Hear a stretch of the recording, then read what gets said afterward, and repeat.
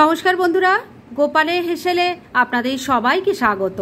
রোজ রোজ একই জল খাওয়ার খেতে যদি ভালো না লাগে, তাহলে গ্রাম বাংলার অতি পুরানো, অতি সুস্বাদু এবং স্বাস্থ্যকর এই ফেনা ভাতের রেসিপিটা কিন্তু আপনারা ট্রাই করতে পারেন। খেতে সববার খুব ভালো লাগবে, আর ছোট থেকে বড় সবাইকে নিশ্চিন্তে খাওয়াতে পারেন। তাই চলুন সময় নষ্ট না করে রান্নাটা করে ফেলি। আজকে এই গ্রাম বাংলার অতি পরিচিত সুস্বাদু রান্নাটা করার জন্য আমি এখানে 1 কাপ ছোলার ডাল নিয়েছি। এই ডালটাকে আমি ঘন্টা 2 জলে ভিজিয়ে রেখেছিলাম।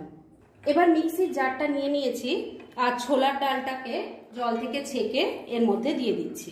আমি এখানে ছোলার ডাল নিয়েছি, তবে আপনারা এখানে মটর ডাল দিয়েও করতে পারেন। এবার এই ছোলার ডালটাকে আমি মিক্সিতে বেটে নিয়ে তারপর ফিরে আসছি। ছোলার ডালটা স্মুথ করে বেটে নিয়েছি, পুরো ডালটা বাটির মধ্যে ঢেলে নিয়েছি।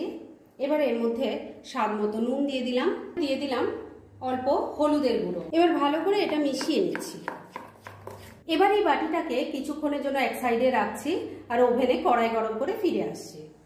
ওভেনে একটা কড়াইয়ের মধ্যে আমি 1 গ্লাস পরিমাণ জল দিয়ে একটু গরম করে নিয়েছি। এবার ডাল বাটা থেকে আমি ছোট ছোট করে এভাবে বলের শেপে এই জলের মধ্যে দিয়ে দিচ্ছি।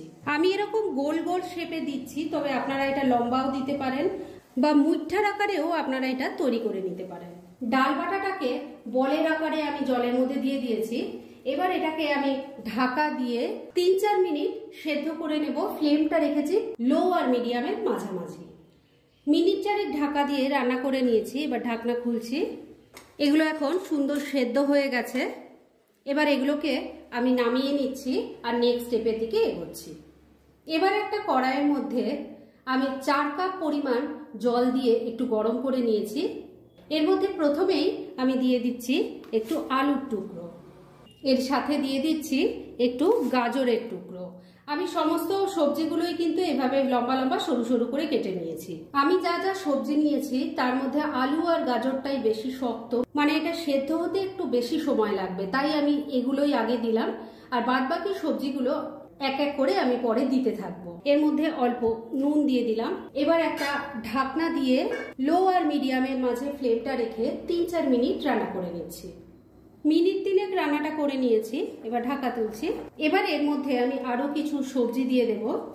আমি নিয়েছি ঝিঙে, পটল আর কুমড়ো, সবই আমি সরু সরু লম্বা লম্বা করে কেটে নিয়েছি। আমি যা যা সবজি নিয়েছি তার মধ্যে যদি কোনোটা অপছন্দের থাকে আপনারা সেটা বাদ দিতে পারেন আর নিজেদের পছন্দ মতো সবজি অ্যাড করতে পারেন। এর সাথেই দিয়ে দিচ্ছি গোবিন্দভোগ চাল। এই ফেনা ভাতটা আমি গোবিন্দভোগ চাল দিয়ে করছি, তবে এটা কিন্তু যে কোনো আতপ চাল দিয়েই আপনারা করতে পারেন।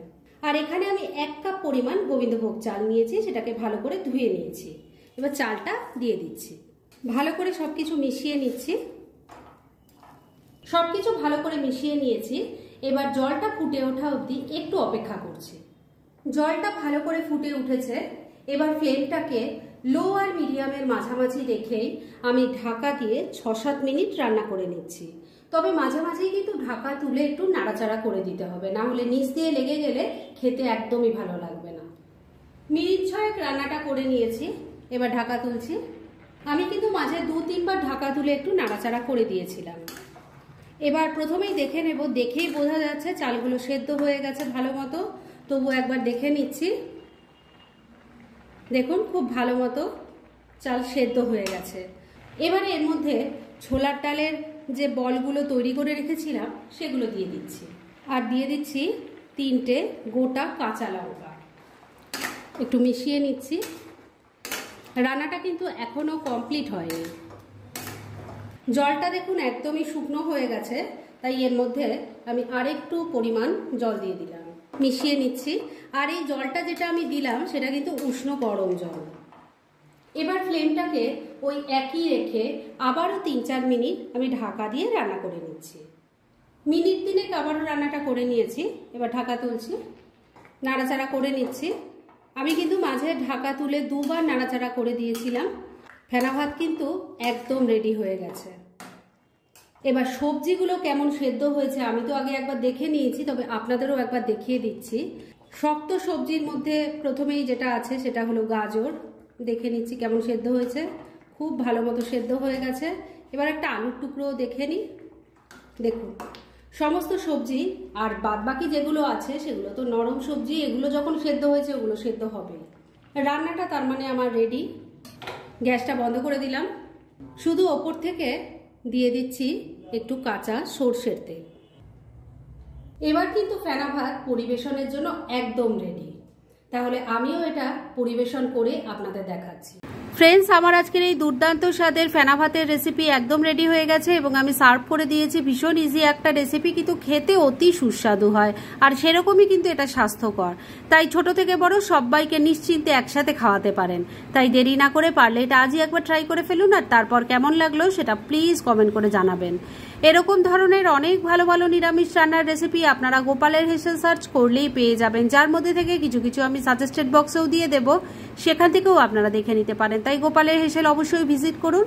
আর আপনারা কেমন ধরনের রেসিপি চাইছেন সেটাও কিন্তু আমাকে জানাতে পারেন। আমি চেষ্টা করব সেসব রেসিপিগুলো আপনাদের সাথে শেয়ার করার।